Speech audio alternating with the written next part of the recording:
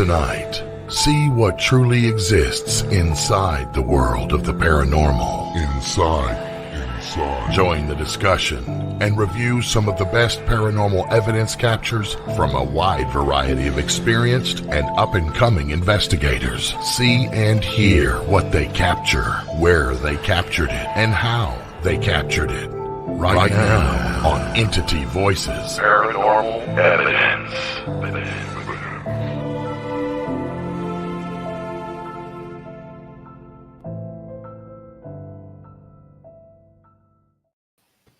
Hello, everybody, and welcome back to Entity Voices Paranormal Evidence. In case you forgot, I'm Chris. I'm Tony. I'm still Cherie. I'm Lourdes. And I'm Ron, and that was really serious. We did that really well. Like it happened before. Or ever again. Yes. Yeah, never again. Might have had some practice. Yeah. I miss you guys. Hello. Yeah, we had a Welcome back. Queen. Thank you. you. Wish we were still there, but it's good to be on the show, so that's all that matters. But it was a fun time. Well, most of it. Somebody go first and tell our audience what y'all been up to. All right. Yeah, let them go.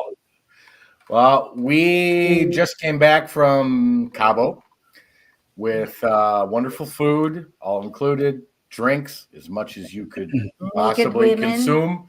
Yeah, there were lots of those too, weren't there? Just a great time, great atmosphere. Wonderful hotel. We were at the Rue Palace in Cabo San Lucas, and just really enjoyable vacation. Weather was absolutely perfect. I mean, we left Phoenix. It was like maybe 62 degrees. Colder. It was cool. It was cool. Wow. And we're thinking, okay, is this going to be? But no, it was mid 80s. It was absolutely beautiful. Oh, nice. Nice. It looked beautiful. Yeah. It is breathtaking. Yeah, it was Fantastic. really cool. So that's what we've went, and then I had to go back to work today. Happy Monday. No. Done did it now. Yeah, fresh off vacation. It happens. Happy Tuesday Eve. How's that? Yes. That you can say. That's allowed. Tuesday Eve. There is no happy attached to Here you that go. One day. more. Happy Monday. No. A Monday night, okay. Night's okay. Oh boy. You know, you have to admit, though, after returning from Cabo, it's hard not to have a happy Monday.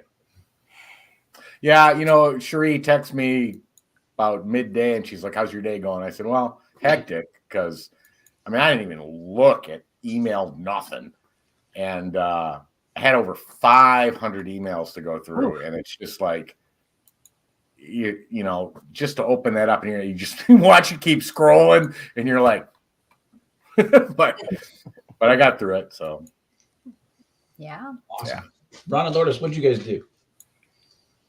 Well, I was sick this weekend. Yeah, we had a lecture presentation with Rich Michella and his friend Jill. Him, Jill, and Kim Geyer do the mediumship trio. They've been doing a lot of events. So he had another library event booked for us, and she didn't feel well. She started to feel a little bit better, and then that day she was kind of her stomach was bothering her. So What day was that? Saturday. Oh yeah, Saturday. The 2nd, yeah. So we went out and did the event with those two. It went really well.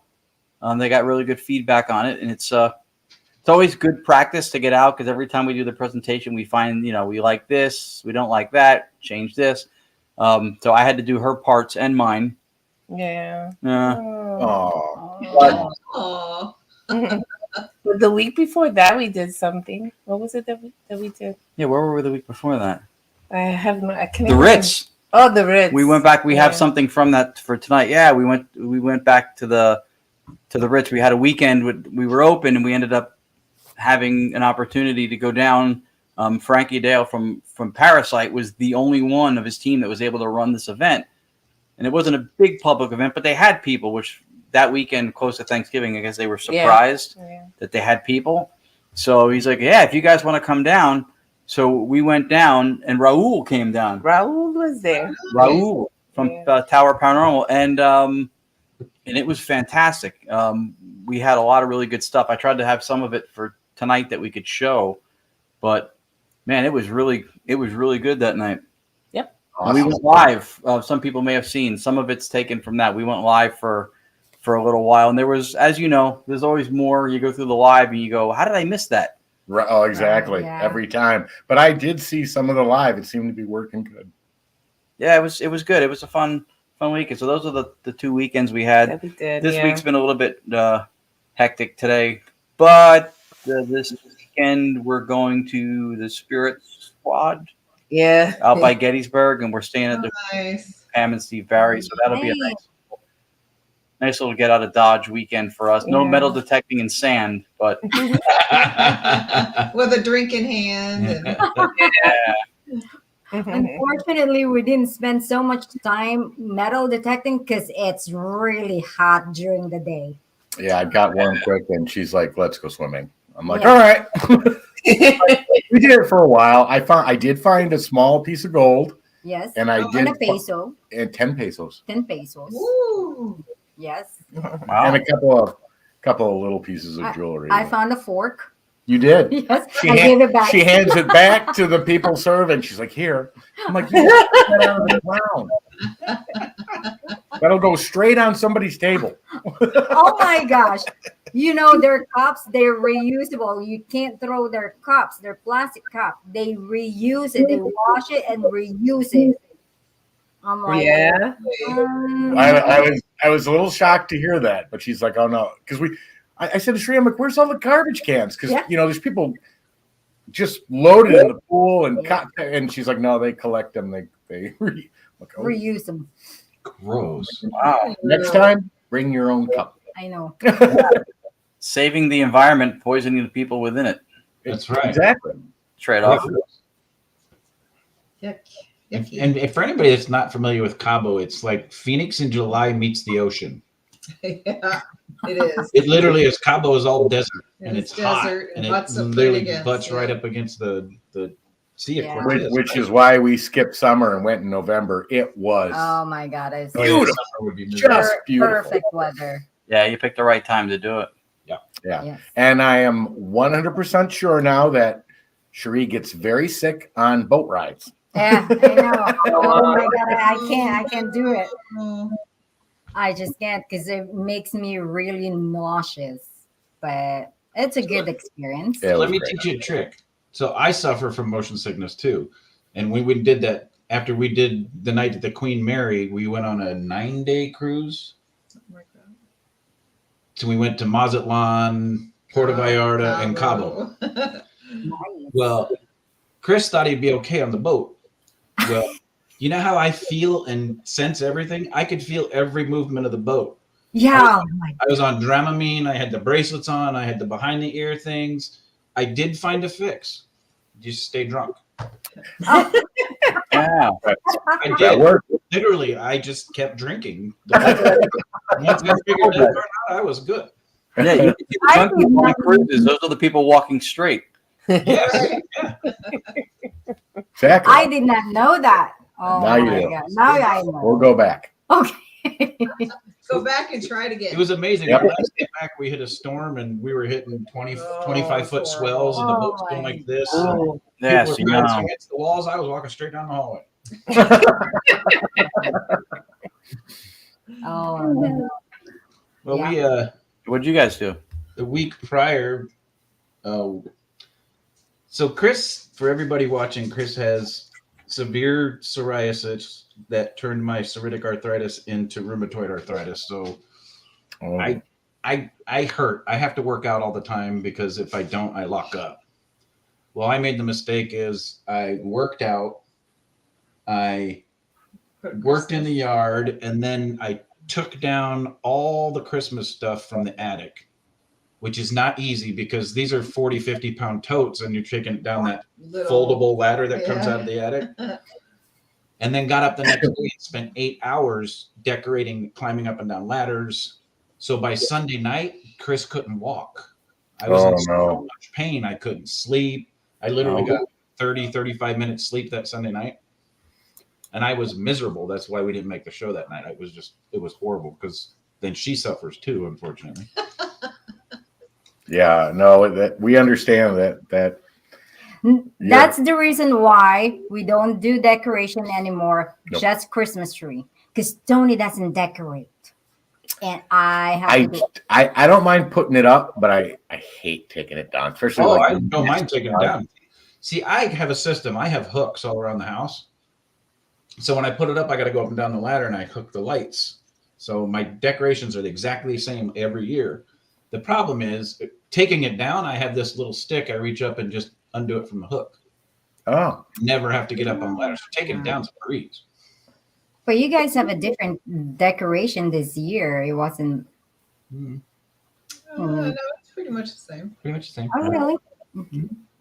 It looks My good. father's got a Christmas tree in the back room of the house, the addition part of the house, that he leaves. It's up all year round with the lights on Everything. all year round. You go to his house any day, any And it's month, Christmas. and the Christmas tree is up in that back room. Yeah. Because he just got tired of taking it down. We were there with Anthony Simonelli when we did the Jersey Expo. We stayed over for the 2 days. Mm-hmm. Christmas tree. Christmas tree's there all year round. He's always in the mood for Christmas. He's festive. That's all right.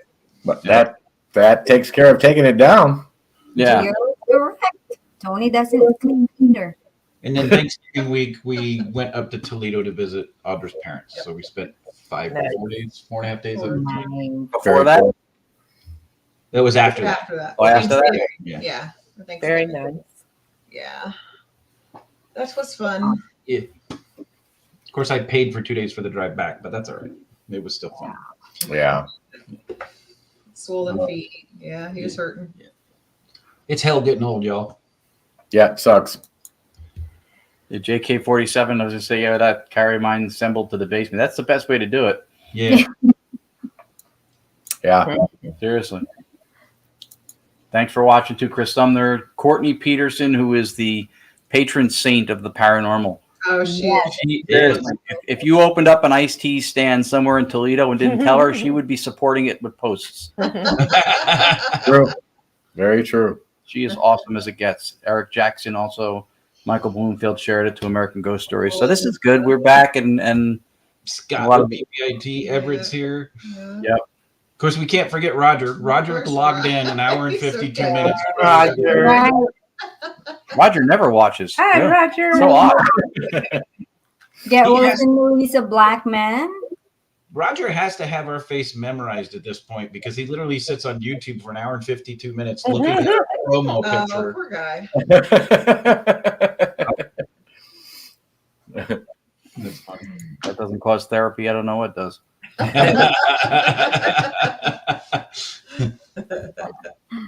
Oh That's- boy, oh boy. Wow. Well, I guess I hope everybody had a happy Thanksgiving. Yep. Yep. Yeah. Everett, I'm still awake. I can't wait to meet him. He's hilarious. Everett's awesome.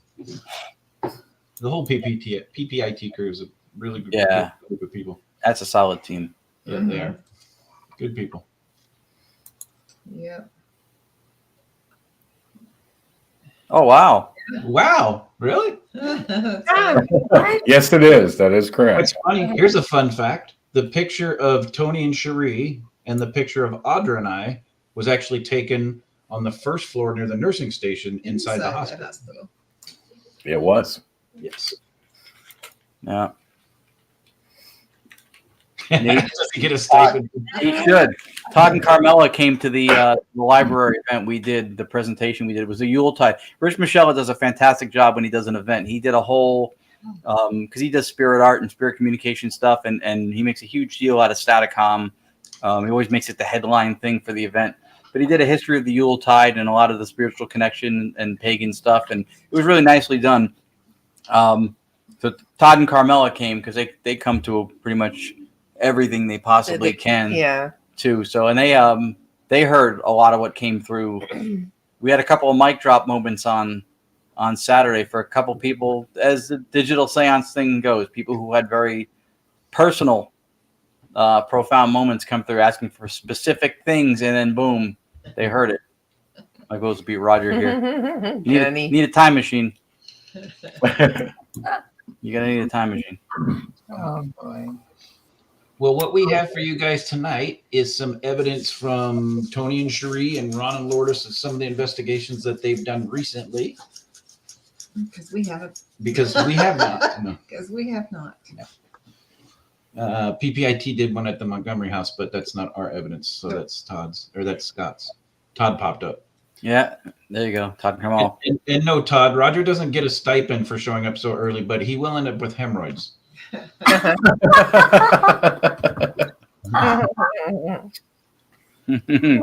right. Keeps on giving. the keeps on giving. The show keeps giving. All right. Yeah, Richard did come through 6 times. Did he? Yeah, the name Richard. They kept saying Richard. Wow. Richard Michelle was there. Oh. Yeah, there was a lot of personal stuff that came through Saturday. It was really good. Hear it.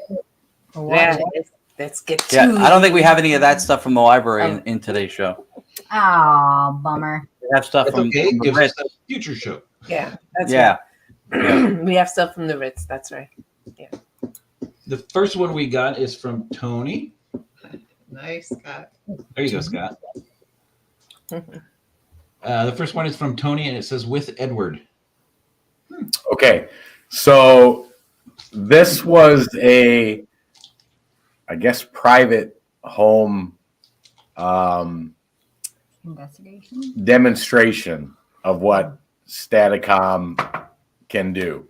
So I can't really say much about who's in it, where we're at, but the video doesn't show much except for Staticom. So, but there were some great responses. So go ahead and play it. Which is a complete, unexaggerated statement. It doesn't show much but Staticom. Yeah. I've seen Staticom. No big deal. Well, I think where Cherie put the camera, the speakers right there. So half the screen's cut off by the speaker, and you can sort of see the Staticom screen above it. Because All right. I don't. It's fine. Yeah. All right, here we go. Let's check it out. Can you say that again, please? What is it like where you are? Spirit, she wants to know what it's like where you're at.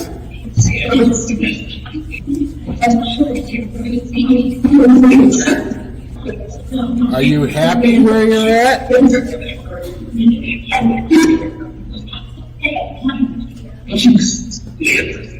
Yep. What do you miss about being on Earth? What do you miss? Spirit? Harry, are you here? This is a beautiful theater you built.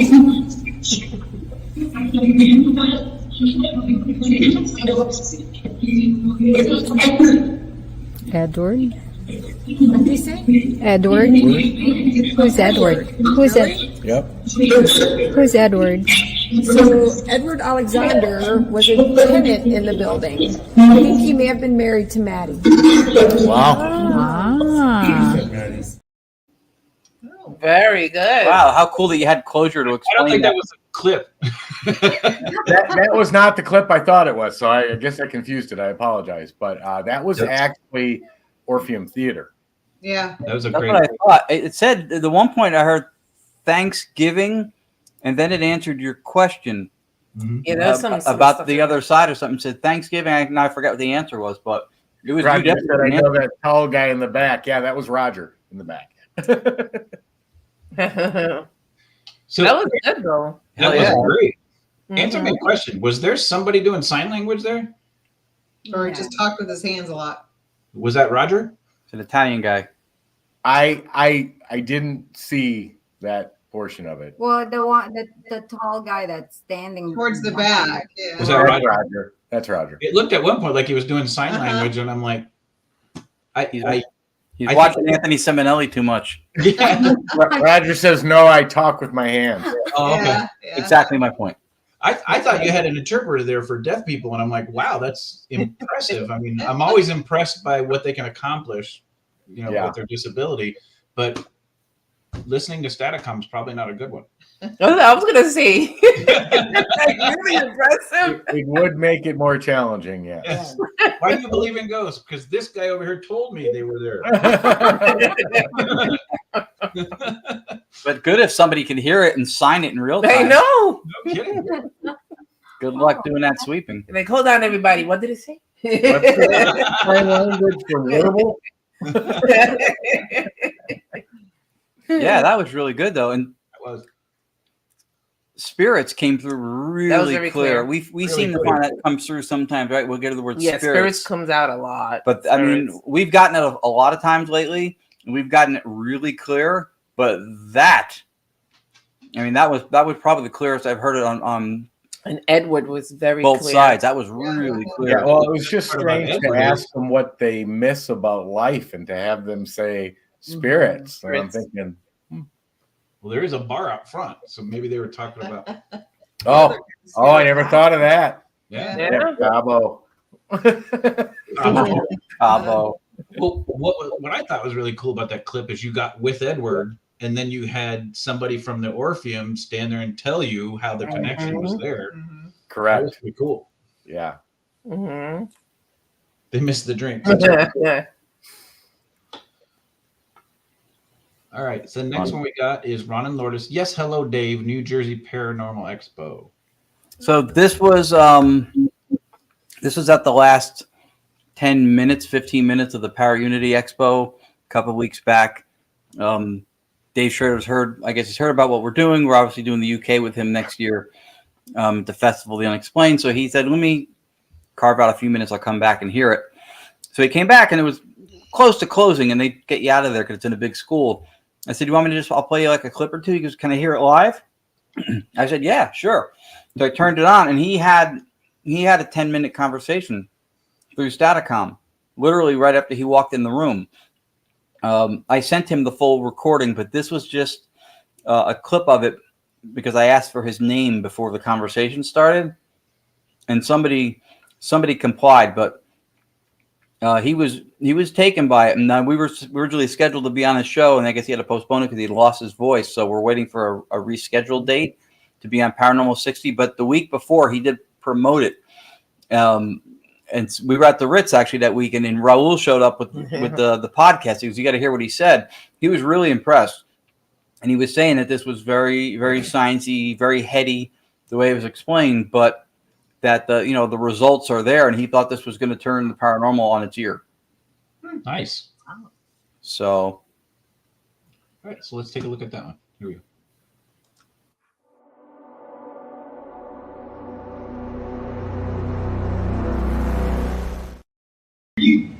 Can somebody slowly and clearly say hello, Dave?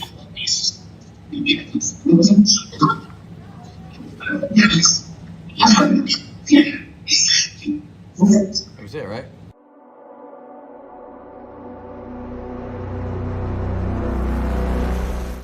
That was it, right? Yeah. I was there. That was good. Oh, that was a short Dave. clip, but he heard it, and then that's what made him start having the conversation that he had for the next 10 minutes. Yeah, he's a good guy. Yeah, he really is. Dave Schrader's a nice guy. He's really good with his fans. I agree. Yep. Yeah. That's awesome. That is awesome. So, and that's cool. That's another example because we talk about over and over a lot of the times, right? When we say that Staticom produces long, clear messages that are not limited to be short, but it can also produce short messages. And out of the white noise where there's no data, that's, to get the exact thing you ask for or to get questions answered like Spirit and Edward and stuff. That's, that's a lot of the, I guess, the mystique or what makes it really, impressive that anything is there. Mm-hmm. Yeah. Agreed. Dave is relatable. Yeah, he's a good guy. He was, when you see him in action with his fans, and obviously he's got a lot of them from how long he's been doing this. Yep, Spirit comes through and tells. Yeah, and those kind of moments are you ask for them and you hope that they deliver because there's somebody there you're hoping to show. Hey, look how this works. It's like you bring your car to the mechanic who's making this sound, and you turn it on, and it doesn't make that sound. I can't get it to repeat. Yeah. I swear it did it before. That's funny. That's awesome.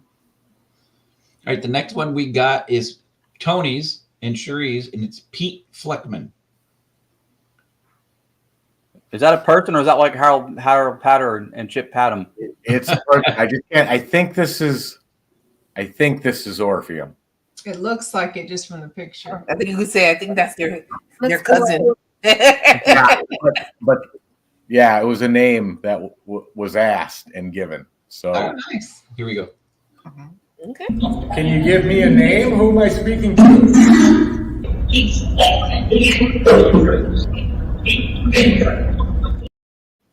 Ooh, Wow. that was clear. Yeah, that Pete Fleckman was Yeah. really clear. Yeah, Both of it was. Yeah. And and we can play it again if you don't mind. But what's cool again is that if this was false positive prone, if this was warbles and all that kind of jazz, he could have said, "Who am I talking to?" And it could have said 13, or Right. or who am I talking to? Tomato. Right. But it gave a name, yeah. first and last. Yes. first and last name. Yeah. It'd be cool if you can look up and see who that is in relation to the place. Like the other clip, the lady explained the Edward part, which was Right. awesome. It'd be cool if you can identify who that is. But that's That is possible. Yes. astronomical odds that you get a name that clear when you ask for who am I speaking to. Right. Yeah. Right. So we thought that. That's the definition of communication. You asked a question and somebody answered it. So true. Exactly. Yeah. Exactly. That's really good. Big And danger. clear and big danger. Big danger was clear. Yeah. Yeah. Super clear.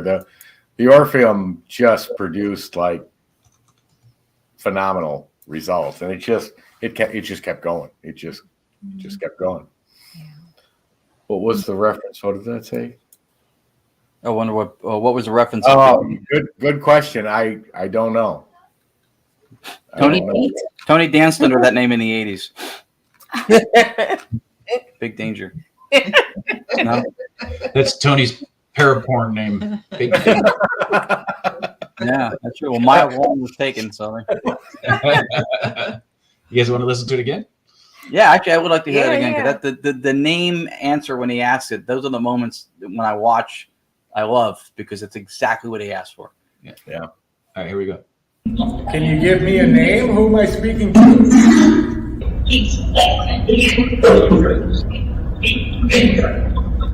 Twice. I feel like it repeats it twice. Fleckman? Yeah. Well, it almost sounds like Hear it twice? Yeah. It sounds like it repeats the name twice. Like there's like an echo or something. Oh, that could be an echo. I mean, it's huge. I don't know, but it doesn't sound like an echo. It sounds like someone just repeats it again. Somebody else saying it? Yeah. Well, let's listen to it again because I heard there is. Okay, so let's see. Let's see. Yeah, let's listen. Can you give me a name? Who am I speaking to?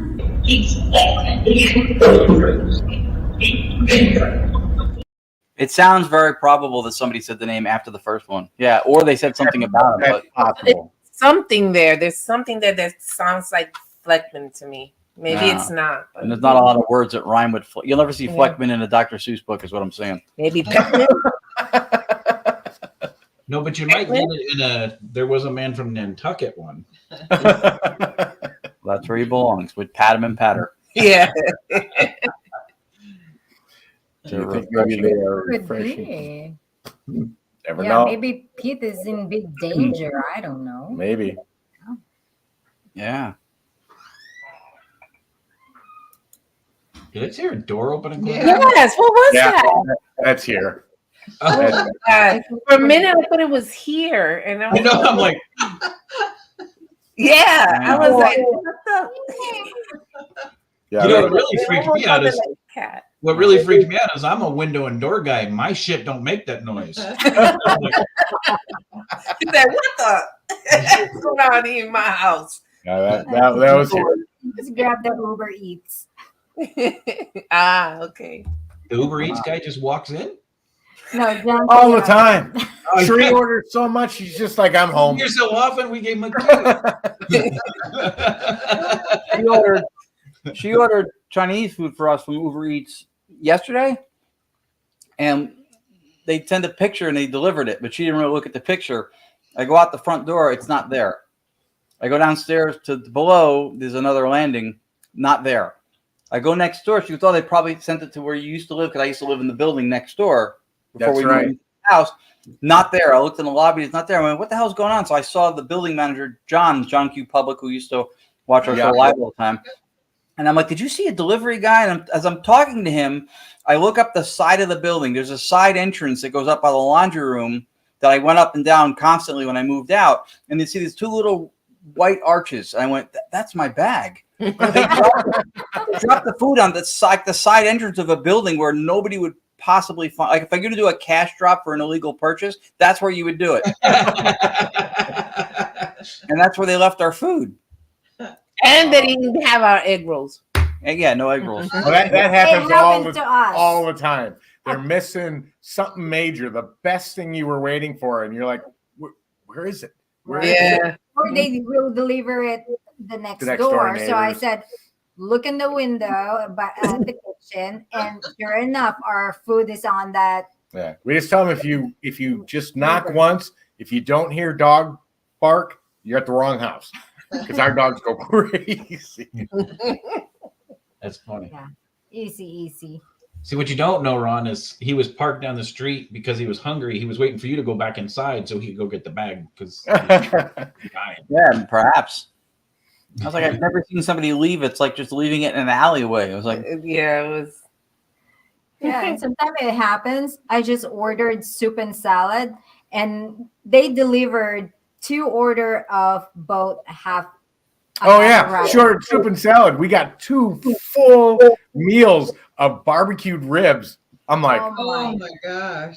I'm like that works. And I called, waited for the driver to come back, and he didn't come back. I said, "Go ahead, eat it." I did. I It's didn't yours hesitate. now. It was delicious. yeah, remember when Sarah was here? We got somebody else's pizza. I'm just thinking about those people. They're like, some ribs, salad. Yeah. I feel bad, but they get reimbursed too. Oh my god! They that's got why the guy snack didn't come back. He goes, they're bitching because they got ribs instead of soup and salad. Yeah, I wonder who got the ribs. They ordered salad. It was us. It's only $27. They probably theirs is like $60 or probably 70. more. Probably. They have dessert too. Oh yeah, there was cheesecake, there was ribs, there was- Time. right. There was some sort of Oh, my. side dish. What was the side dish? Wait, I'm stuck on who the hell pays $27 for soup and salad. That's From the Uber Zupas. Zupas, yeah. It's a Zupas. Her and I ate lunch there before we went to Cabo. It was $56. At the airport? I had soup and salad. Oh, with the sandwich too. Oh, you're At right. the Yeah, airport? scoop sandwich. So, yeah. Yeah, the Yeah, airport's always airports. expensive. Yeah. We get the acai bowls with strawberries and bananas and granola, and they put Nutella on it. We get them delivered from Uber Eats. It costs like $45. We picked them up today because we were near there. 25. Oh yeah, Big Yeah. difference. right. Yeah, Roger, 56 that's what I'm bucks. saying. There was half a sandwich too. Sandwich. Right, Yeah. Melissa, I agree. Like when we were waiting for our food, there was 3 numbers on the house. 3. And he put the food next to a door that had no numbers. No. This is a side door It was a side door. to a laundry room. Anyway. That's crazy. Yeah. Okay, back to our evidence. Regular Yeah. scheduled Little program. sidetrack. Sorry, Yeah. guys. Brought to you by Uber Eats. Yeah. So it's going to air tomorrow night when it shouldn't. On a different network. Yeah. Good point, Roger. All right. So the next one we got is Ron and Lourdes. Hello, Ginny. So this was another one of our Rich Michelle library tours. God love him. He gets us out on the road all the time, and so much fun to work with. This was at the Lodi Library in Lodi, New Jersey. My father came with his girlfriend. Her name is Ginny, and they came because they really wanted to see Staticom. And they went, "Oh, your friends are also going to speak. That's cool. And we get to hear what they do. We get to hear your lecture, all more condensed." Yeah, more intimate, not an investigation. Right. They just wanted to see what we do. But they wanted to see what came through on Staticom. So I was listening to the files because we had some good stuff. And if I'm not mistaken, I think Todd and Carmela were also at that one. Yeah, they did. They have season tickets. And my father's girlfriend, name is Ginny. She's also a court reporter. And she was really hoping, I don't know, I guess her father passed when she was 3, so she didn't really know him. So she was hoping for something like that. So when I heard this, I sent it to them, and they're like, wow. I mean, her name is, I think, pretty clear. Yeah. And they also, yes, we were. And Richard was once again named in this one, too. Okay. Very cool. So every time he's there, they seem to know he's there. Well, he's with you guys enough; they should recognize him by now. Mm-hmm. Yeah, and his spirit art, they must know. Yeah, he's talented, man. He's really good. Good dude too. He is. Yeah, he is. All right, We call him Dada. Let's look at him named Dada. Here we go. His kids called him that, and they're so adorable. So we called him that too. Yeah, we do. That's awesome. We call him Dada, and we call him William Shatner. You know why we call him Shatner? Real fast side story. Remember the docuseries when he goes, we were doing it at the UFO Pine Bush place. He goes, and it's just white noise. You hear nothing. I went, that's William Shatner. Exactly how he does it. So I send him pictures of Shatner on the TV. I send him memes of Shatner. I send him Shatner stuff all the time. You hear nothing. And he's good like Shatner. Like he should be hosting those shows. Like he speaks very well. It keeps people's attention. He does a great job. Yeah. So his new nickname is Dada Kirk. I like it. And Todd, I just wanted to say I'm very happy that happened to you and Carmela. That's right. Yeah, that same library one. Yeah. Yeah, that Todd was very and nice. Carmela, they posted it on their Facebook page. They had something come through with her brother specifically naming that he used to pinch her arm, like in the same place and rub it, whatever. And it says like he named himself, right? It was right. It says pinch her in same the spot. same spot. Yeah, same spot. Wow. Yeah. Yeah. So I'm happy That's that happened. way too specific. It's Right. it's warble. Yeah. So here it is. This is my dad's girlfriend's name is one we clipped. I should get Todd's and we should put that on the next show because that was really cool. That one's good. Too. Yeah, that would be cool. All right, here we go.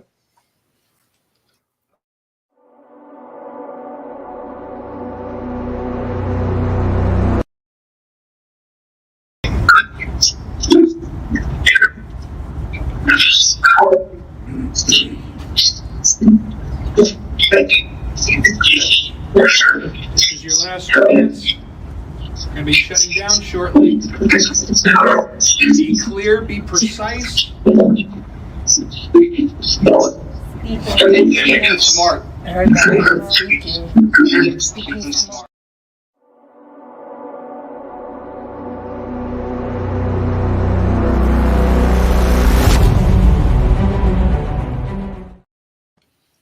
Whoa, That's awesome. Crazy. That's awesome. You know, and when you can get spirit endorsement for yourself, that was awesome. I think you even got it for a heater one time. They endorsed your. Oh yeah. They endorsed his heater. Heater, yeah. His heater. Yeah, that was pre-Staticom. Yeah, that was pre-Staticom. That was DRV, yeah. Yeah.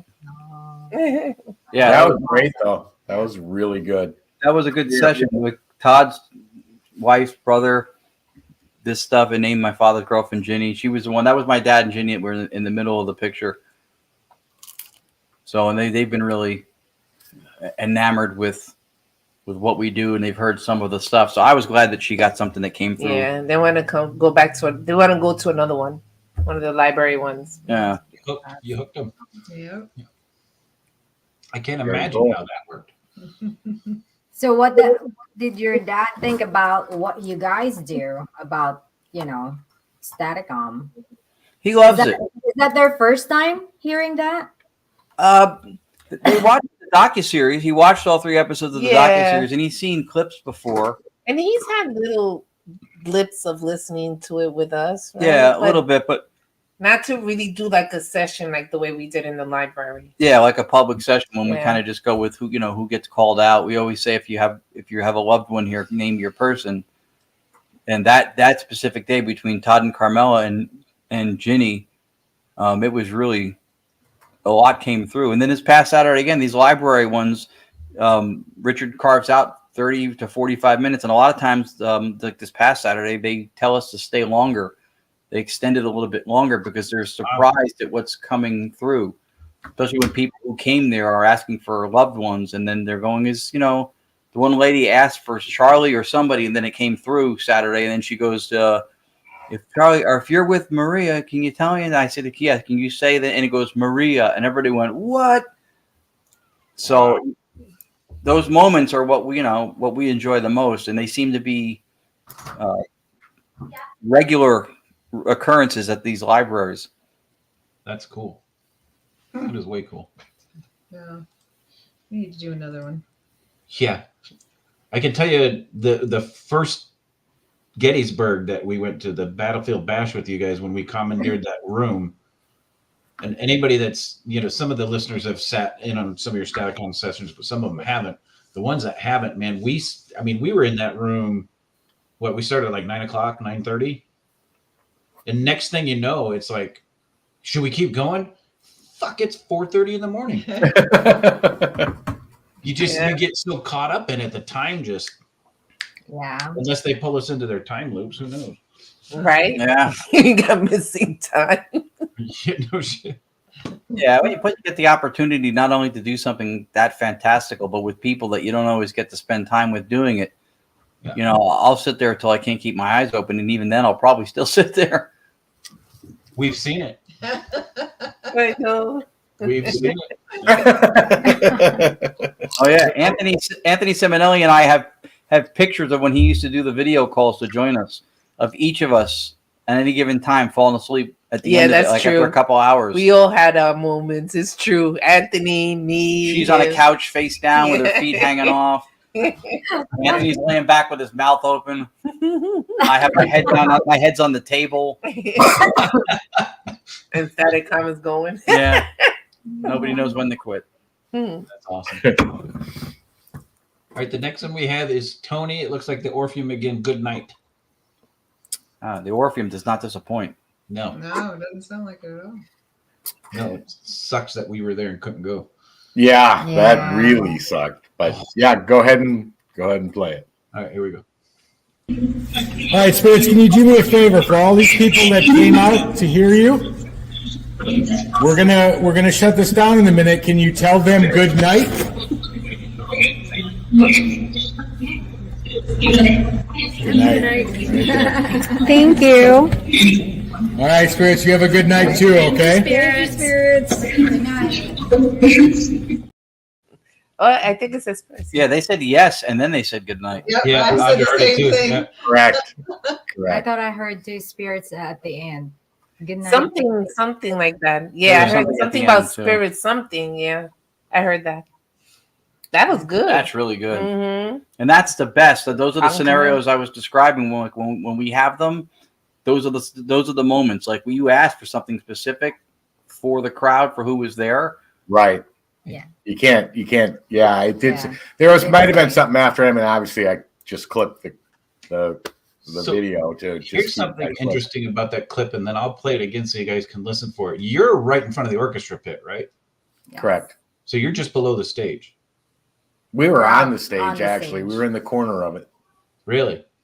Because it almost sounds like anybody that's ever been in a theater, performed in theater, like I did it a lot through high school, there's a much different sound on the stage than there is in the audience. Absolutely, that is correct. If you listen to this voice, it sounds like it's on stage. It doesn't sound like it's coming from away from where you guys are. It sounds like it's somebody standing behind you. You can almost picture her taking a bow as she's saying goodnight. Well, you know what? Play it one more time. I want to listen again after you said that. All right, here we go. All right, spirits, can you do me a favor for all these people that came out to hear you? We're gonna shut this down in a minute. Can you tell them good night?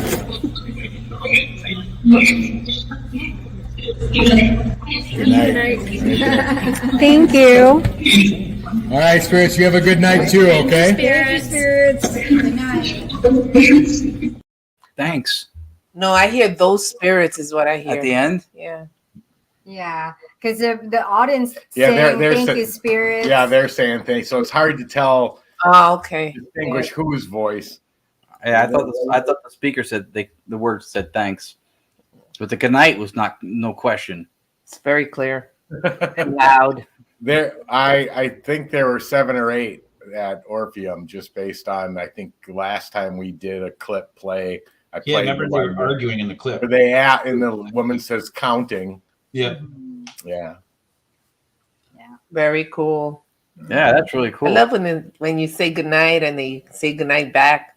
Yeah, when you get a direct, relevant, intelligent response like that, that's when you know, even after using Staticom now for as long as we've been using it, it just sends chills up your back. You know it's got the capability of doing it, but when it occurs back and forth like that, that's when it's so much fun. Yeah. It also, I think, bolsters the validity of it when we have similar scenarios on both sides of the country with the good nights, with the saying spirits. I mean, right. There's no correlation other than we're doing the same thing, but the dialogues are happening identical, which are in the moment. Correct. Right. Right. Which gives further credence to the method itself. Right. Well, and the fantastic thing that really impresses me about the Staticom with you guys is you think about it from a regular investigator that doesn't do its Staticom. When you ask that question and you get it on a digital recorder as an EVP, right? There's always that, okay, then you got to determine, was there anybody else in the room that said goodnight? Even though we know what an EVP sounds like compared to a voice that's in the room because we're trained to hear it, but skeptics or somebody listen to it going, oh, that was just somebody in the room. Right. You can't deny it with Staticom because it's coming out of a speaker and everybody in the room heard it. And it happens as you ask the question. It's not something you're picking up later and going, look what I caught. Right. Everybody's sitting here, everybody heard it, and it's right there. There's no denying it. That's a great point, Kristen. One of the things I love about Staticom is that you don't have to wait 5 minutes for your answer to. Yeah. I mean, it's almost instantaneously, and sometimes it is. And but plus, it's a full sentence. It's not like spitting out one word here. Well, it's not always a full sentence, but the fact that the communication is two-way, and you ask a question, the answer comes right after the question, and that's just what makes it amazing. Just I don't have another word for it. Just amazing.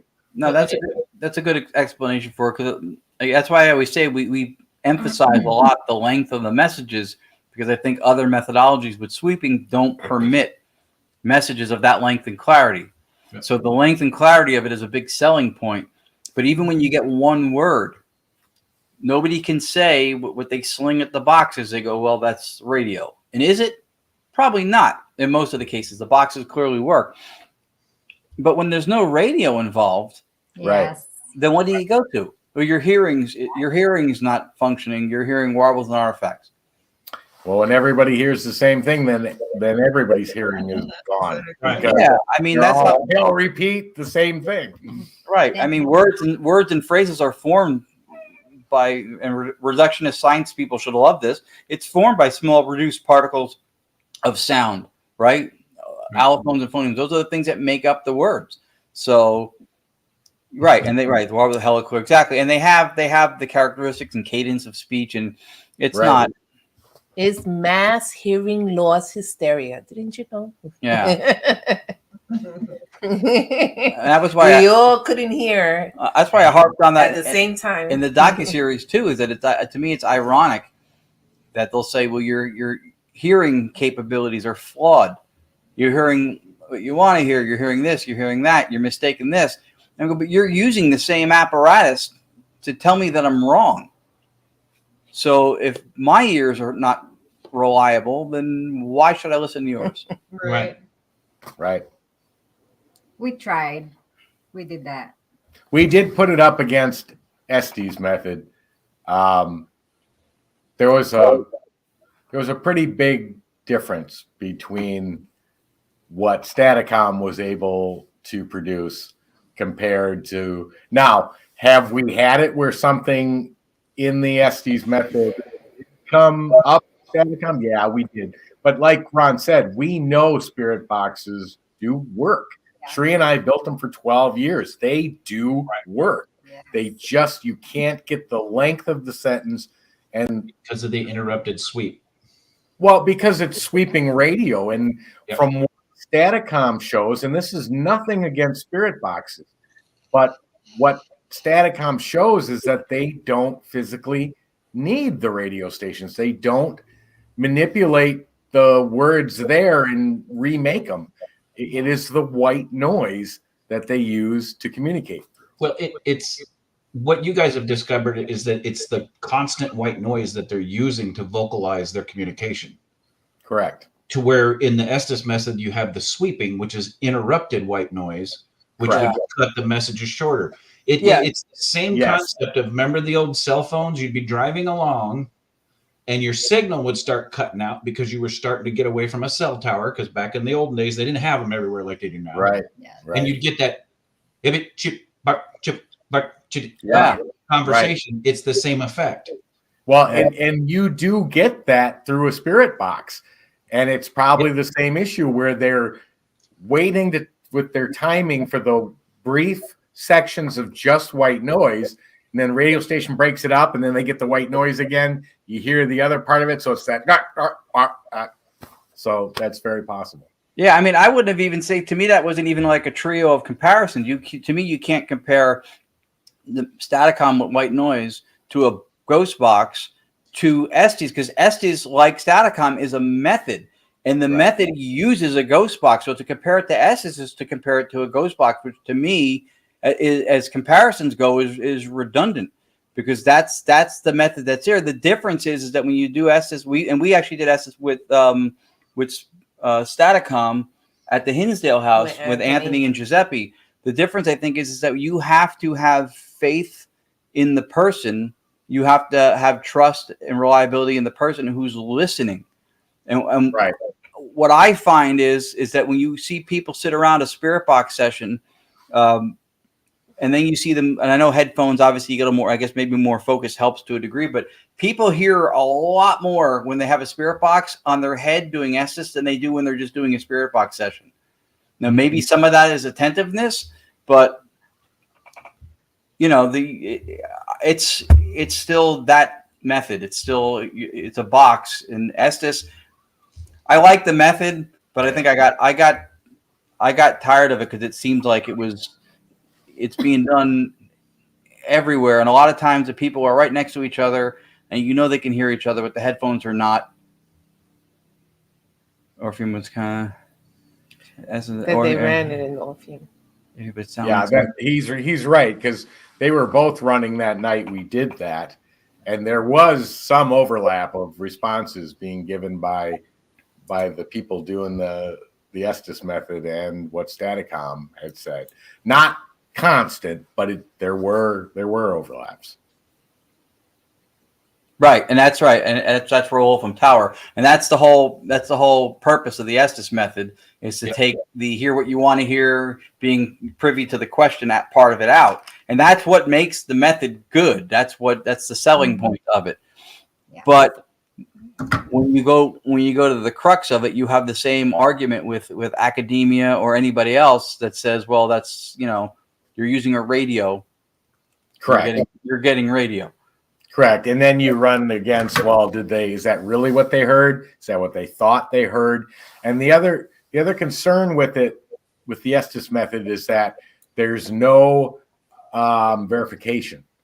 You only hear what they say they heard. Now, who was it that was telling us that they had a way to verify? I can't remember. Maybe that was Roger. I can't remember. Yeah, I think it with Roger too. Yeah, I don't remember how they ran another wire or another headphone set or something out, so somebody else could hear what was being said compared to what the person was saying. Or was that Vinny? Superstation. Maybe that was Vinny. I don't remember, but yeah. Well, I'm pretty sure that Scott Riddick, pipe in if I'm mistaken or not, but I'm pretty sure that Scott's got a device with his Estes method where he can record what's happening on the earphones, but you can't hear it at the time that he's doing it. So it's not two people simultaneously hearing at the same time and comparing.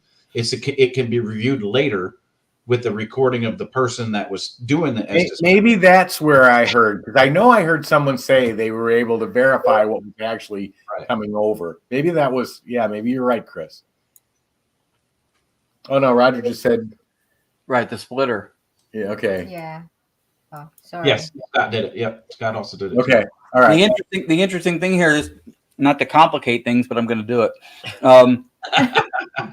It's what I do. If you look at how Staticom works, it's a closed circuit system, and somehow vocals are answering and coming through the system, even though it's not ambient. There's no point of entry, like through a microphone or a receiver. Right. So if you take that concept and then you go to the Estes method, even with the speaker, there is still a possibility through the resonance of the noise, even with the sweep, that the person who's got the headphones may experience or hear something that is not audible at the same time on the other side of it where it's split out through the speaker. Because if that's, again, we don't know where the point of influence is, right? So if they're able to influence or come through, if the communication is directly to the person who's in the headset, then there's a possibility that that person would hear something and it would not be authenticated with the other speaker. I mean, it's likely that it is too, but just to kind of throw it out there that it's not a foolproof, that would seal the deal.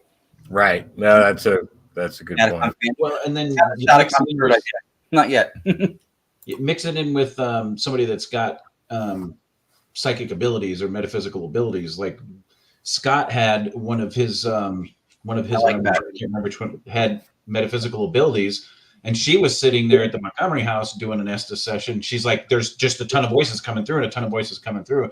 And I tapped Scott and I said, stop her. She's not, with her abilities and what's coming through the box, she's getting too much. The messages are going to get crossed. And he actually pulled her out and put somebody else in, and then they were getting more clearer messages coming through. So I like that. When we work with Rich Michelle, a lot of times he'll do his spirit art stuff concurrent with what we do. Remember the first digital seance thing we tried doing at Whitehill with Sam Beltrusis? He named a couple things that he was intuiting, and then it came out of the speaker shortly after. A couple things that he had said came out. So that is, I love working with mediums or psychic mediums or trance mediums or whatever concurrently with the method, because that's really cross validation. That's like cross correspondences, right? You have two methods that are concurrently running and validating each other. Yeah, but they're currently running separately, not the person with the abilities doing the Estes. Right. Right. They're not. Yeah, that's an important distinction. Yeah. All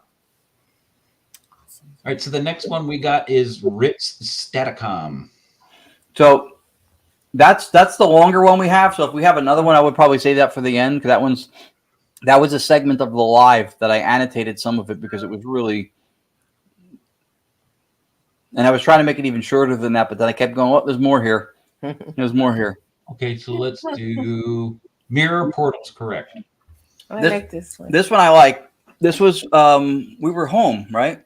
Yeah. We were here, and I asked a question. So one of the things, this is like a big tip I'm on now, is what are called axioms, these accepted beliefs and traditions in the paranormal that are just like how you just, turkey on Thanksgiving. It's just like a given. You just accept it.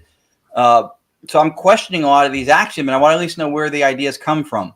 And there is this concept, and we've all heard it, about mirrors being portals and then pointing them together, and you have portals from that. And so I don't know a lot of what's been done to research or to explain, like what are the theories behind why people are so convinced that mirrors can function that way. And I'm not saying they can't. I'm saying I'm not familiar with the research behind it, but it is something that's widely accepted. So that's an axiom. And if there's support for it, then that theory's got some water to it, and that's cool. So what I wanted to know, and that's what this question is that I wanted to know if, because our reality, which is our consciousness, our awareness, right? Your self-egoic experience is the only reality we know. If that creates the reality, if you have the mirrors placed at each other and then you perceive multiple layers of dimensions going back, that you see like three of yourself, or you see the room repeated, is that a reality? Because your egoic experience, your perception of that through sensory input creates that reality. Does that make it so? because that's what your psyche experiences. So I wanted to ask that question, and then somebody answered it. Wow. Yeah, they're good. Well said. But yeah, that's a great point. I looked at this one too. This is a good clip. Here we go.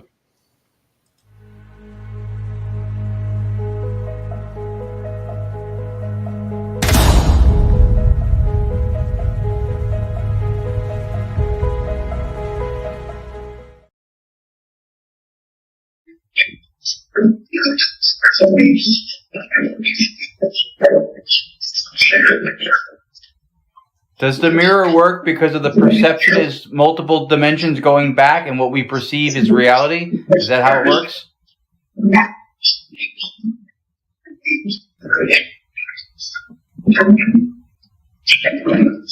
Correct. I heard that is correct. If our perceptions make our reality, when you look at the mirrors pointed at each other and you have layers going back, does that make that a reality that there are layers of existence overlapping? Yep, I heard it.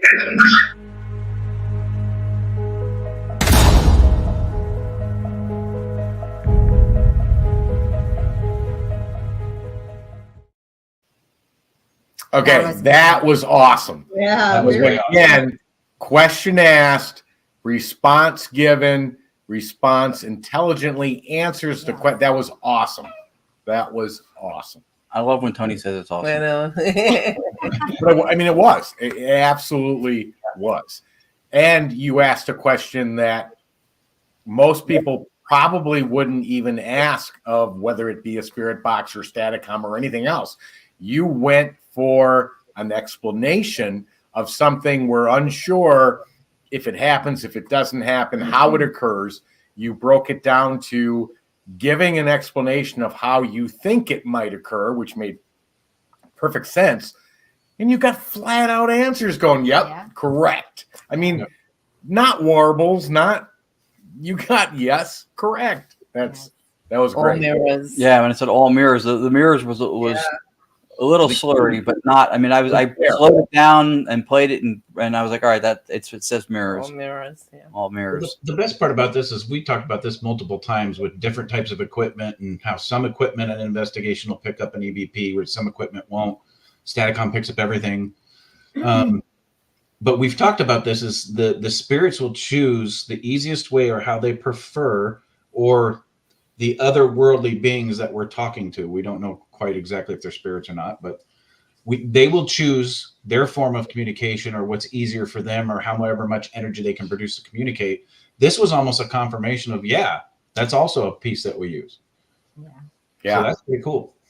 That was awesome. I was just interested, and that's been a big thing. I started working a little bit on the 5th book, and that's part of what I wanted to start breaking down as these accepted traditional beliefs that just get handed down. When you enter the paranormal, that's in your unofficial handbook. Mirrors or dimensional portals for spirits, and you want to block the radio signal on your spirit. There's spirit boxes being sold with Faraday pouches as an accessory when the whole method is supposed to sweep through broadcasts.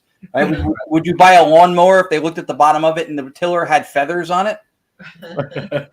It's not going to do what it's supposed to do. Right. So these are axioms. These are things that are just accepted just as is. Like nobody questions it. Like, oh, yes, you get a spirit box and you want to block the radio so you don't have false positives. I'm going to get a Faraday pouch.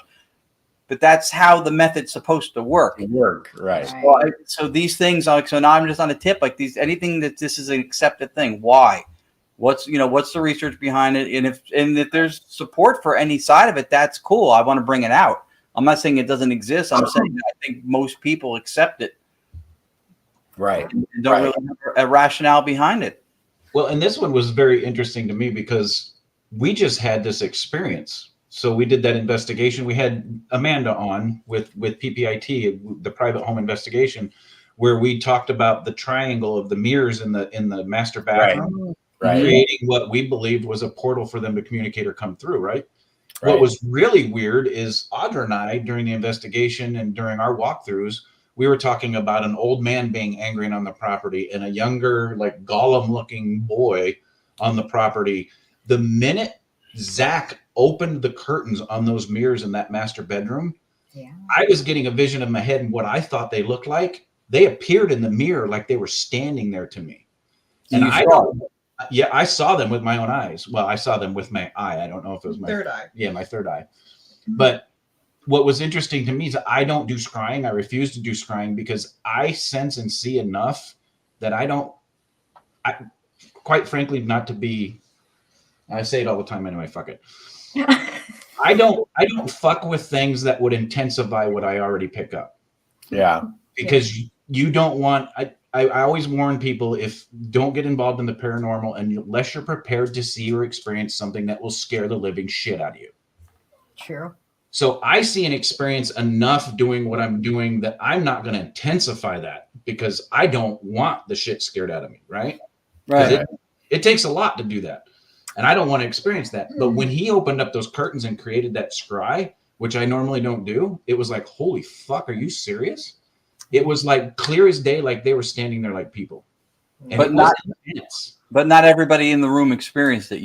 That was your experience. Yeah. And that's part of what I'm getting at with that too, is that our psyche is our awareness, and that's the reality that you experience. The only reality we can know is that self-egoic experience. So you had that experience, but not everybody else did. So, but it's real. It was real to you, even though nobody else experienced it. So that's my point. If we're alters of a unitary consciousness that we're all part of, like little whirlpools off of the greater body of it, that and then it shows that the brain is not what's creating consciousness. Right. That consciousness is what the brain is within, because it doesn't, the same way that the water doesn't create the whirlpool doesn't create the water. It's the same way the brain doesn't create the consciousness. You had that experience, but nobody else had it. It's everything we experience is an excitation of consciousness, and that is a first person perspective. What you had, someone else sees your reaction or your feeling from it. That's a second person perspective of the same excitation. It's like if you turn up the gas on a kettle, you have a stronger flow of the flame in the gas, then the water in turn correlates and it'll boil faster and harder. But the boiling of the gas and the boiling of water are still two completely different excitations or two different things. Right. So you see somebody frightened, it's not the same feeling as being the person who is frightened.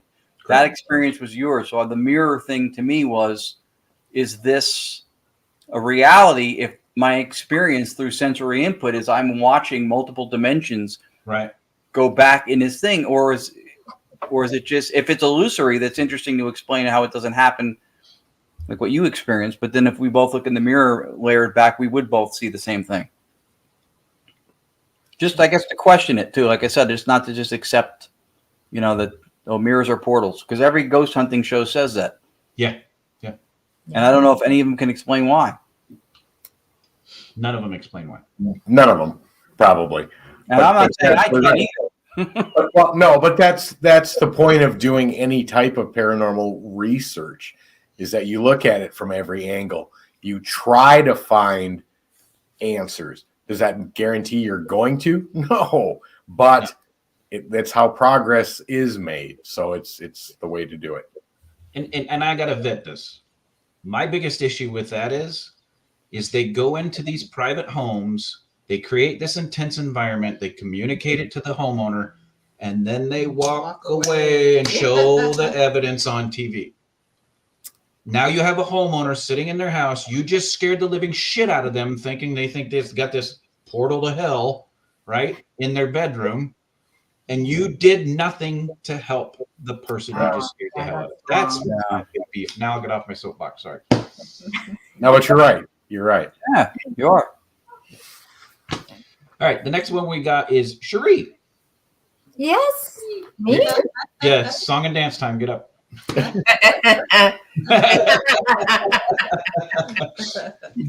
Only in Cabo. Yeah, and upside down. Yeah. Literally. Yeah. All right, here we go. Let's take a look. Do you not want to answer questions today? Yes. Okay. Can you say my wife's first name?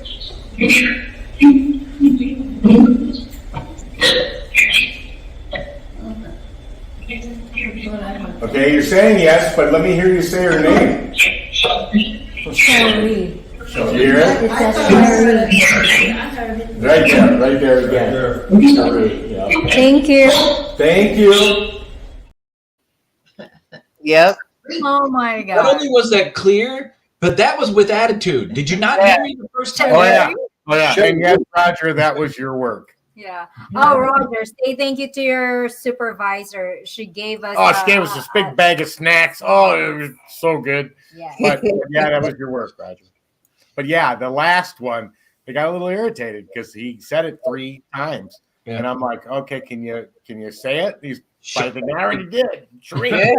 And then a third one, Cherie. Yeah. And the pronunciation of Cherie That was is awesome. Crystal clear. crystal clear. Yeah. Yeah. And Cherie. how about what's remarkable is the implied awareness. He said, "Can you name my wife?" Yes. And they knew who that was because that's the name they gave. And then Yeah, they I said didn't say to make sure you heard it.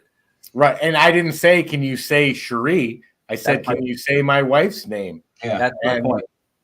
Yeah. That elevates me. That's a higher level of awareness and understanding in contact. Because if you said to us, "What's my wife's name?" we would know, even if she wasn't sitting there.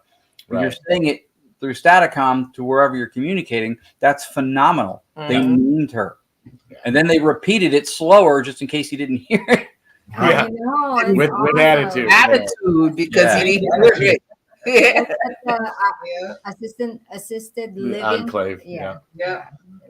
Well, and the awesome part about Staticom is you see that over and over and over again. Like when we were at the Montgomery house, Tony was wearing this, and I said, "What's on Tony's hat?" And it said "Stay Haunted." I didn't say, "Can you say Stay Haunted?" No, you just said what's on my hat, and it came out clear as a bell right after that. Who and when was the theory that mirrors were portals? Just curious. Oh, that clip was awesome. Thanks, Well, God. Noah. It's what's called an axiom. It's something that's just accepted as a given. Every paranormal show will say, "Oh, mirrors are portals to the other side, and spirits come in and out of mirrors." And I'm not saying it's not true, but being an axiom, it means it's just accepted. It's part of the fabric of the field. And 99%, I would say, most people don't know why that is or don't have an explanation for it. And I'm not saying I do, but I'm saying if we're going to try to build a foundation of credibility, when that mass spread, when it's part of everybody's rhetoric on every show, everywhere, somebody has to be able to speak to it and understand why, and not just accept that, oh, that's just how it is. They just come in and out of mirrors. Well, how? Right. And if we don't have the explanation, at least theorize what you think it might, quantum mechanics or something, even if it's wrong. But I haven't even heard an educated guess or a theory on that. Yeah, no, that's an excellent point. And that's why there's so many, because there are so many unknown, that's why a lot of this isn't taken seriously. So hopefully at some point, some solutions can be worked through, some answers can be given, and by baby steps, we can start to climb that unviewable heights of these stairs to get those answers. Yeah. Well, and you guys have already created a step that helps do that too, because you've created a more clear communication with whatever's communicating to us through communicating to you guys through the Staticom.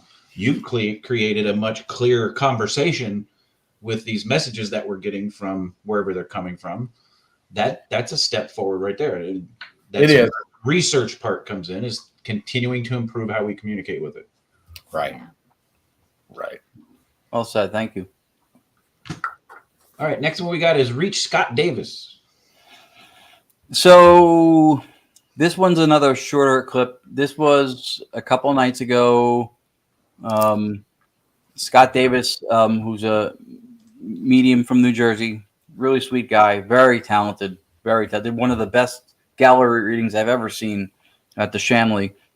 He had messaged me about something, and I was testing a couple different components, which I think I mentioned to Tony a couple of the ones I was working on. So if I get something that works or makes an improvement, I make sure that we all stay on the same page. And I asked, can you go ahead? Can you say Scott Davis? And a voice complied, similar to the Schrader one, but also with its own little setup to it first. But awesome. All right, let's take a look.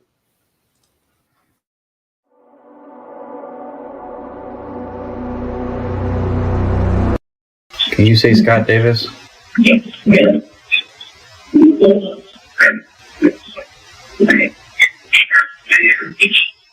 Oh, I heard that.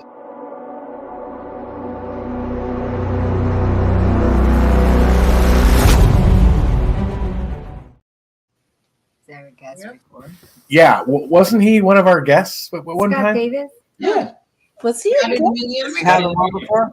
We probably did have him as a guest. Probably a while ago. I believe we did. Yeah, We it's need to been get a him while. back on. Yeah. Yeah, that was awesome, though. That was awesome. That was clear. Very Scott clear. Davis, yeah. Scott Davis. He's a huge proponent for Statacom too. He talks us all up all the time. Scott was on back in February. All right. Okay. I knew it was. I knew it was. Because it looks familiar Yeah. to me. Yeah, he's talented. He's Very talented. very talented. Yeah, and he's a good guy too. I've never seen him say a bad thing about anybody. Yeah, he's a good guy. And he's been super supportive of us. I think he was part of the reason why Schrader was really curious at the expo to come back and hear it, because he'd been telling him about it. They did an event together. He's like, "You got to hear this." So, yeah, he just messaged me that night, and I was testing out some other component, and I was like, "Can you say Scott Davis?" And then that came through, and I went, "Oh, I heard it." And I stopped the recording, started another one, and I sent it to him. Wow, that's awesome. Yeah, Scott's a good dude. We've hung out with him at Gettysburg the last couple of years. He's a really good dude. Yeah, that's right. Yeah, he is a good dude. He's very supportive of other people in the community. He is. Awesome. Very down to earth, too. Very down to earth. Yep. All right, next one we got is the one you described earlier, Tony. Okay. the So that means now we're at the Statacom at a private home demonstration. So go ahead and play it. All right, here we go. We all miss you. The mayor Was that thank you? probably. Sincere thank you. Look at this blending of energy. Wow. That's awesome. Thank you. I'm dead. Yeah. I mean, you couldn't have got a person in the room to say it better than that. Right. Very The best part is Wow. the terrific at the end almost seems like a sarcastic terrific. Right. I would agree with that. Oh my goodness. I would agree with that. Holy cow. sarcastic. Thank you. I'm dead. Well, and, it's so funny though, because and then everybody's like, because I heard it immediately. I'm like, did I hear thank you? But I didn't hear I'm dead. Yeah. But because the people in the house are like, we miss you, and we know who they're talking about. But it's real quick. Just play that one more time. Yeah. I was going to ask for that anyway, too. Maybe it's because Tony's funny. Like, and when I did the sizzle reel for the Digital Seance Initiative, I did one for you and did one for us. That thing with you guys with the 8. Yeah. 8. And then Tony has this sinister grin. He goes, "So there's 9 of you?" And the voice goes, "Bullshit." Yeah. That's funny. That's Yeah. a great moment. But maybe that's why they're busting his show. Maybe. Yeah, listen to this again. It's very sarcastic. Thank you. Terrific. Here we go. Yeah. We all miss you. The mayor Was that thank you? probably. Sincere thank you. Look at this blending of energy. Oh Your my sarcastic Thank you. uncle or something. Yeah. Was it and the way how it says I'm dead, like I know. I'm dead. Yeah. Terrific. Thanks for the message, fuckers. That was hysterical. Yeah. With no data. White noise. No data. Yeah. Right. No vocals, no vocal data of any kind. Voices So- should not be there. Good luck warbling your way to "Thank you, I'm dead." Exactly. terrific? Mhm. I know. Yeah. And warbles have personality too. Yeah. And intelligence. Whatever. It's the last bullet in the chamber for those who want to take shots at stuff like this. That's all they got left. Right. You know? It See, really just is. be prepared, y'all. That's the type of shit you're gonna get from me. Chris, is this really you? Well, who the fuck do you think it is?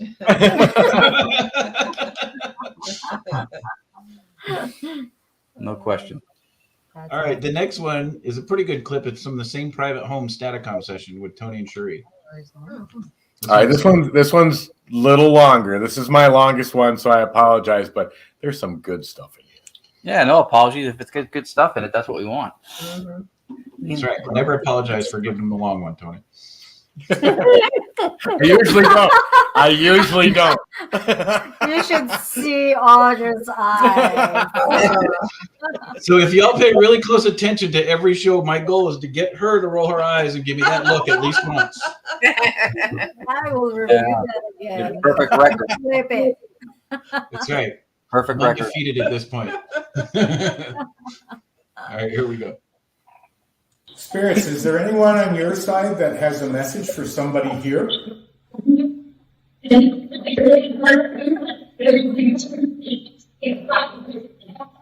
was a yes and then a response. What's that message?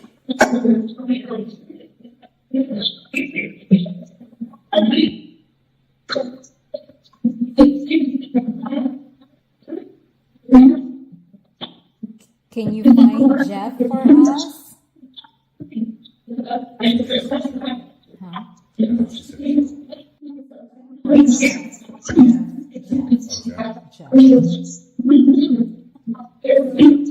Spirits, is Jeff there? That was.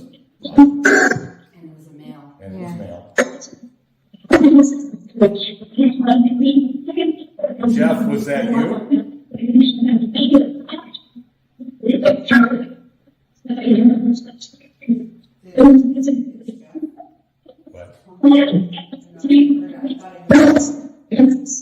Yes. Yes. Now it's time to ask your questions. He's here. Just would love to put them again. Can you say just hello to Kim to connect?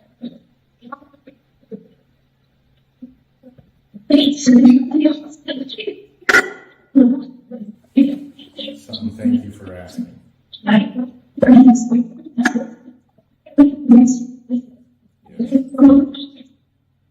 Ghost.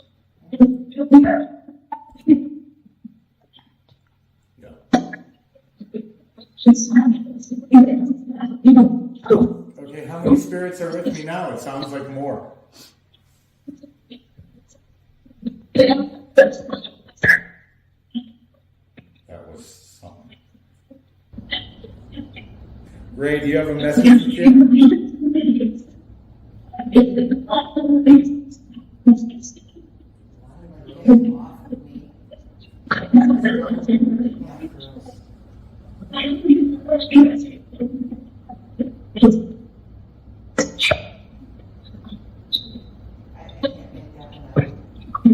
That's how I always record it, because when you go back and listen to it again,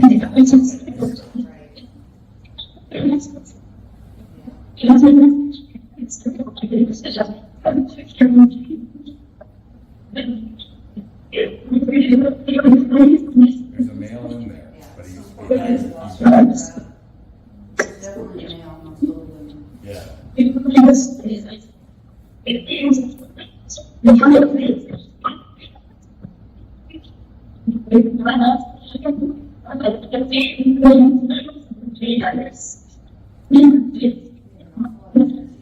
I heard Agnes. Yeah, I heard that.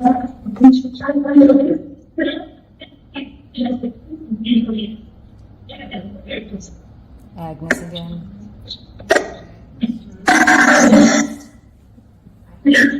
Yeah. Says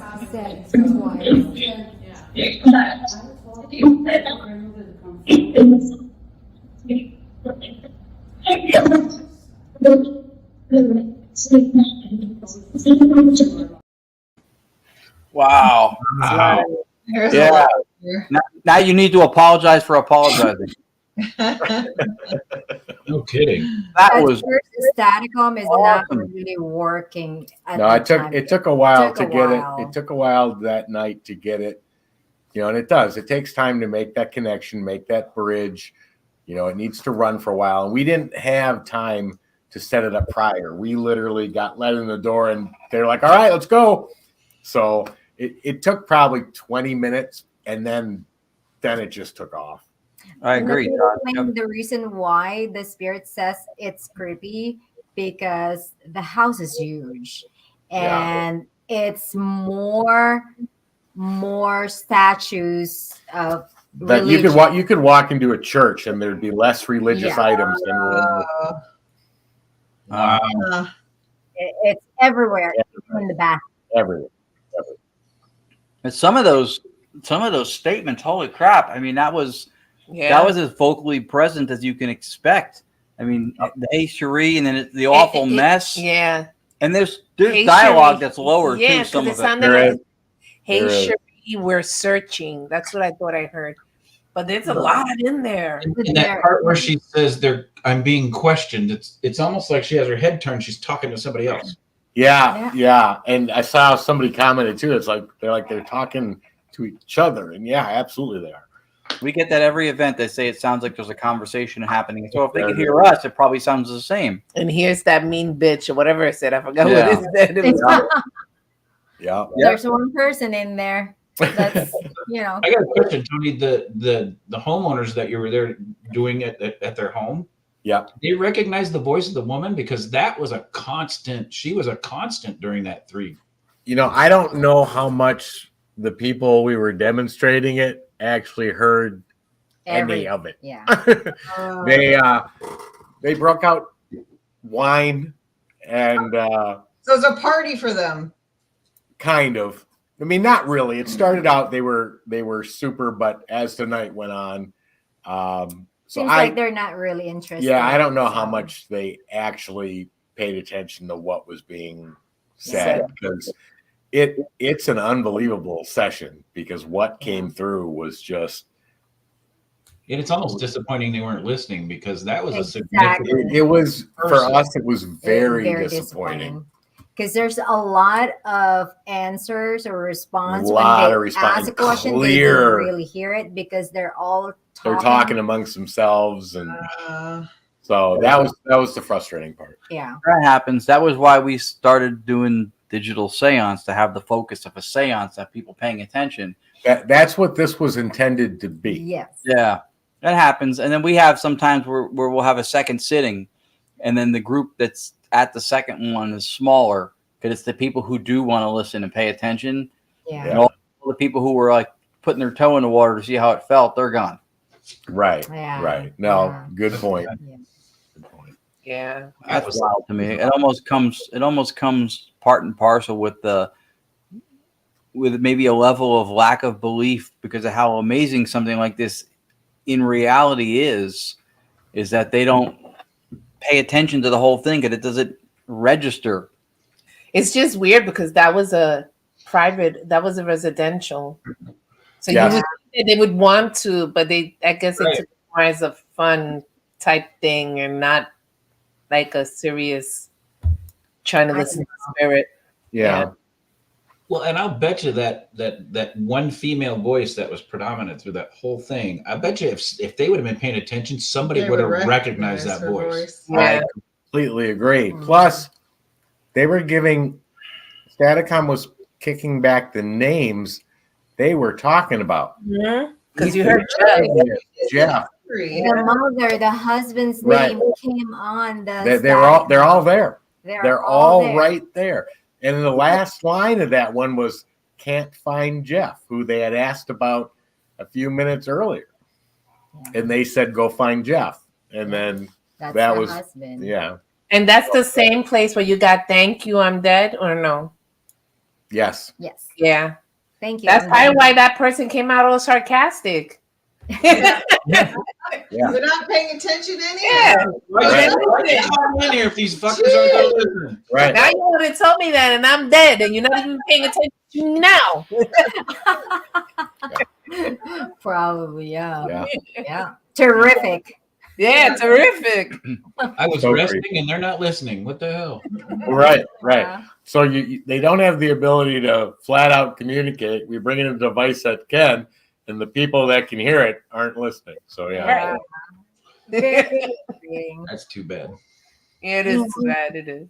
Yeah, that fascinates me so much that That was a great. so many people will question the validity or the possibility of doing something like this. And then when it's in front of them, they don't even pay attention to it. Right? Right. Yeah. They're missing a lot. Yeah, they missed a Too ton. bad. That's too bad. Yeah, it's a shame. All right. So the last clip we have is Ron and Lourdes at the Ritz. This is our long one. Putting on the Ritz. So yeah, this is a couple minutes. It's an excerpt from the live we did, and we heard a couple things in there that in the moment I think we may have heard. Some of it we didn't hear at the time. We're still going through it, but I wanted to review that live because I knew there was more there than we had caught in the moment. Yeah, there always is. Yeah. Always. All right. Here we go.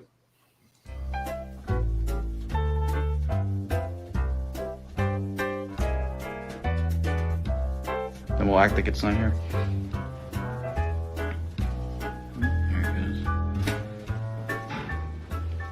Hey folks, Ron Yakavay, Lourdes Gonzalez. We're running Staticon. We're at the Ritz Theater in Haddon Township, New Jersey. We've been saying we're going to go live from here and other places for a while now. So tonight, this is kind of an unexpected visit for us. We were here a week ago. We wanted to share it. We have a nice group of people. It's been very good so far with communication. We're going to open it back up. And for those watching from wherever you are, welcome. To Staticon. That's right. Here it goes. In progress. Now people are watching from the room and from the interwebs.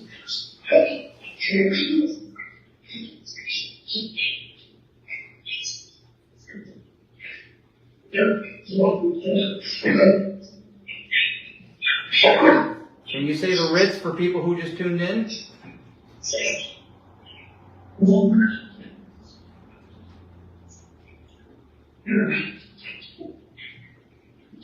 I thought I already heard it. Honestly. Jenny. Can you say Anthony Rathman in case he's watching? Yeah.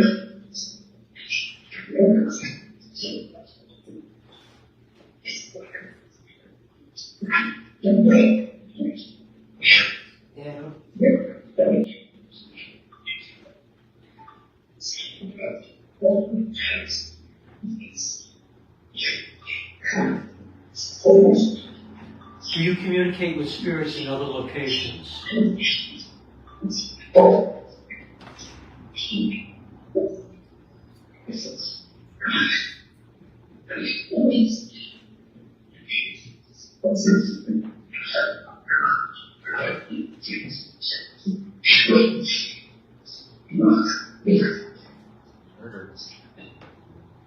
That's what the guy said downstairs. Really?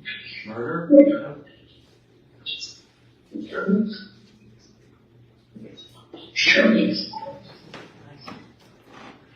Whose house?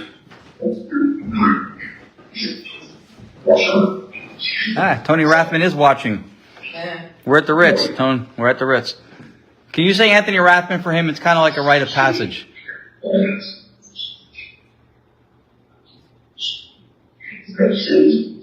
I said it. Hey, Todd. Hey, Aaron. There's Frankie. Who just walked in the room?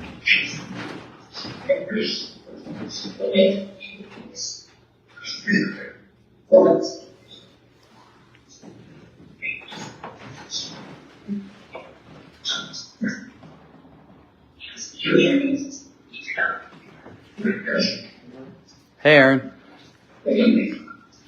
Can you say Tony Rathman, please?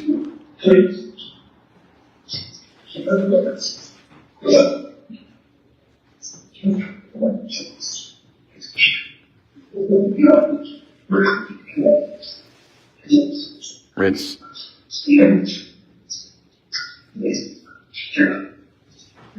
What's your favorite part about the Ritz?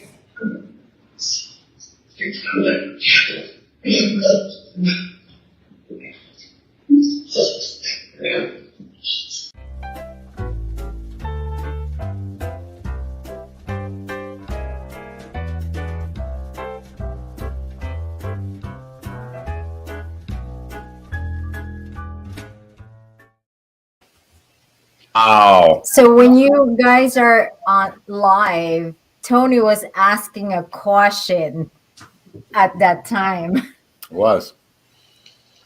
That was awesome. Yeah, they said I was embarrassed because I kept asking for his name and they wouldn't say. It never did come through. But. They go, "You're embarrassed." That was great, though. That was good stuff. That was awesome. It was his name is Harlan. Oh, Harlan. wait. I'm sorry. Maybe this one. Oh, is... it's Everett's youngest son's birthday. Happy birthday! Oh, okay. Happy birthday. Oh, wait. Scott's birthday too? Yeah, that's what Everett put in the beginning. Happy birthday, Scott! Yeah. Thanks, Roger. Yeah, it was a fun clip. Wow, that was a good clip. It was a really good clip. Beginning to there could be more. It could be better as it goes on, but they said, I know that was Ronald pointed out. Yeah, it said, "Say Anthony Rathman, Lourdes." Yeah. Lord is very clear. Very clear. Yes. She walked out of the room at one point to go to the restroom, then go downstairs to get water, and her name came through like 5 times. And when she's coming back, She had to pee. Leave her alone. Well, you know, it's funny because lately it's been coming up a lot. And my father passed away recently. His name is Lourdes. Oh. My father's name is Lourdes. So technically I'm a junior. That's my joke. I'm really not a junior, but yeah.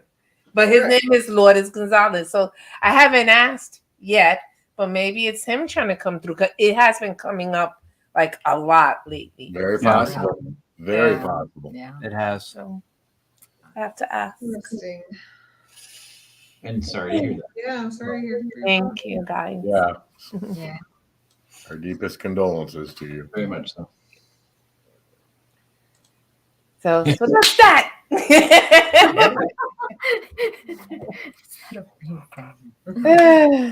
you go.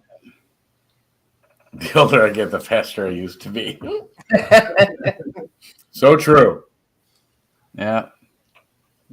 Very Oh, cool. thank you, Roger. Thank you.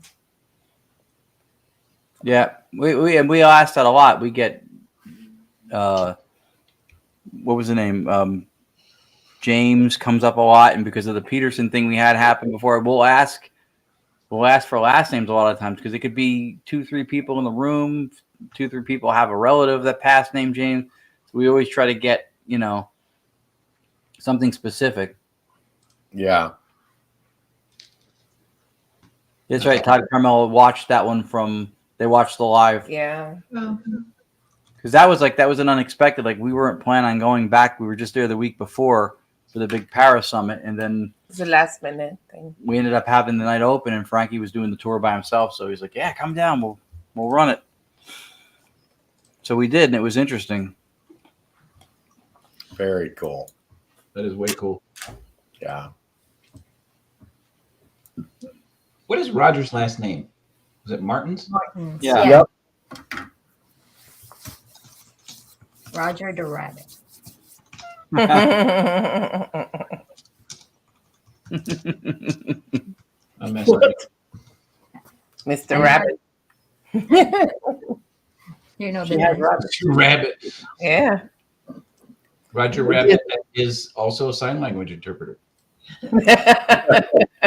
That's me.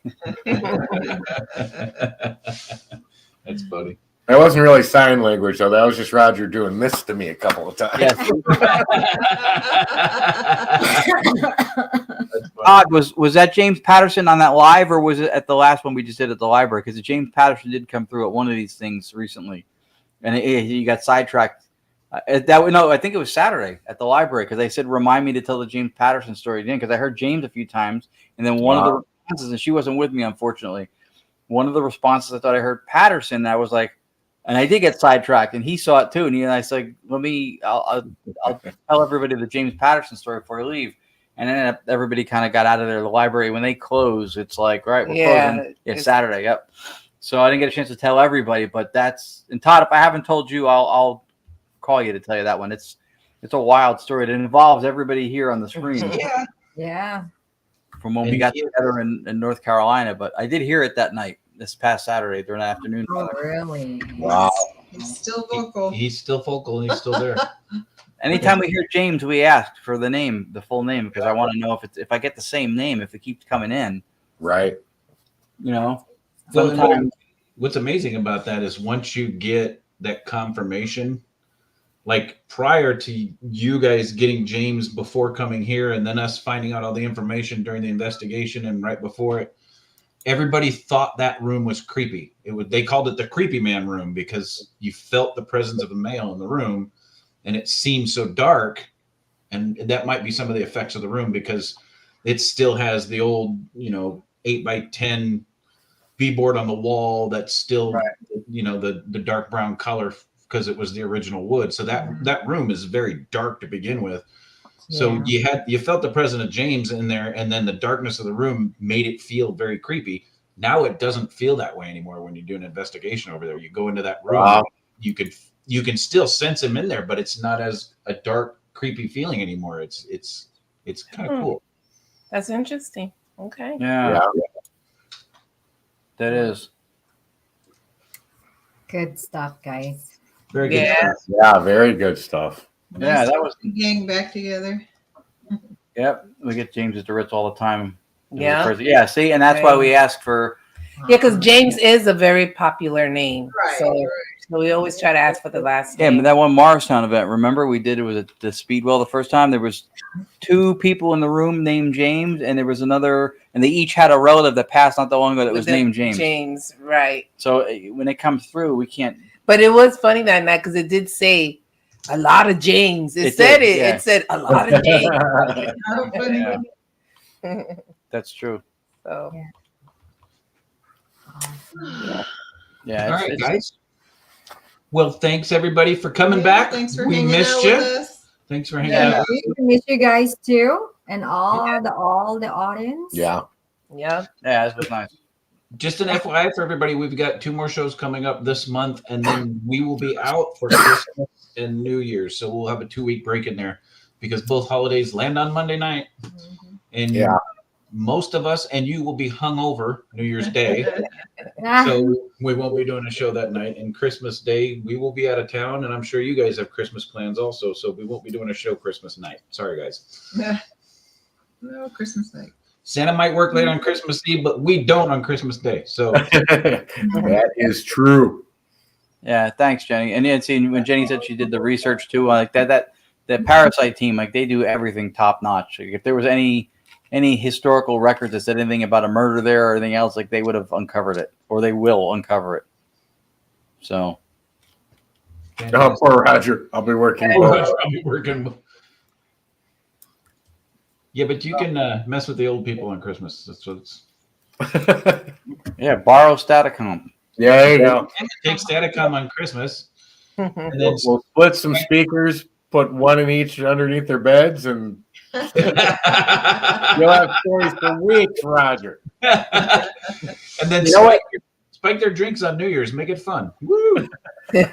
You know what's cool? And I meant to point it out before with that home investigation one, where you had the longer clip of yours. Yes. This is, I'm going to go Chris Allgood on this for a minute. If you paid close attention at the end of that, Tony comes back into the frame and sits down. Mm-hmm. That's how well tuned he's got Staticom working for him. Is in the beginning, remember when we would run it, you had to sit there because you would hear little disturbances or spikes, and you would adjust constantly. You got up and were able to walk away from the machine because you had it running. Yeah, I didn't need to do anything to it. That's It ran well. Yep. We're having an eggnog bar for them. Awesome. Nice little whiskey in the nog. There you go. Yeah, we should go out for that. My son's Awesome, favorite. guys. Yeah.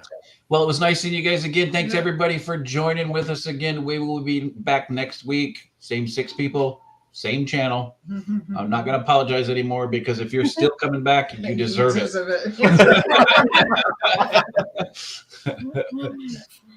All right, guys. Thanks so much for coming. And remember, if you want to see somebody interpret EVPs to deaf people, you got to go visit Roger and you got to stay haunted. All right, guys. We'll see you next week. Good night. All right, good night.